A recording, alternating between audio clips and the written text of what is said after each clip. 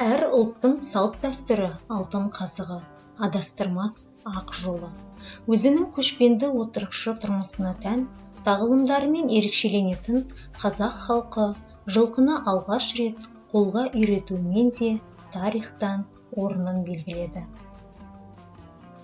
Жылқы өнімі отқа піспейтін, айран, ірімшік, не сүт болмайтын бие сүтін ашытып, қымыз жасау үрдісін сан жылдар бойы қалыптастырып, дамытқан алаш жұрты оның қасиеті мен қастерін де жоғары бағалаған. Бұл ұлттық сусынымызға қатысты дәстүрдің бірі қымыз мұрындық. Қымыз мұрындық қымыз ашыту маусымының басталуына байланысты әдет ғұрып. Жер аяғы кеңіген тұста үйірдегі айғырды қолға ұстап, биелер құлындап бола берген шақта желі тартылып, бие байланып, ауылдағы ағайын алғашқы қымыздың дәмін татқан. Өздері ғана татып қоймай, қымыз әбден бабына келген кезде ет жақын ағайын мен көрші құланға біздің үйге бие бауға келіңіздер деп хабар жіберген. Яғни алғашқы қымыз адамдарға салтанатпен ұсынылып, көпке бұйырсын деген тілек айтылған. Бие баудың шеке, омыртқа, немесе басқа да қонаққа шақырудан ерекшелігі еттен кейін шай орнына қымыз берілген. Алғашқы қымыздан ауылдың үлкендері дәм татып, батасын берген. Халықтың бұл дәстүрі де қонақжайлылықты, жомарттық пен мәрттікті, бірлікті меңзейді.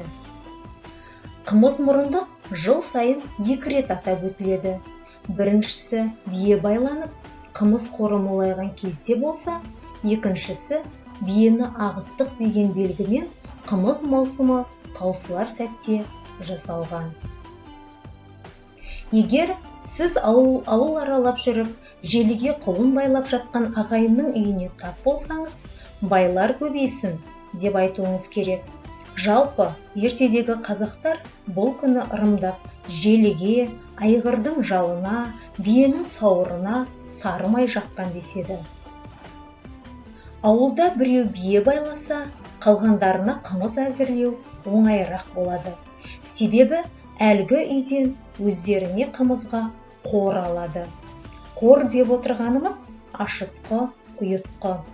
Қорыңыз жақсы, яғни сапалы болса, сіздің қымызыңыздың дәмі де тіл үйіретін болып шығады.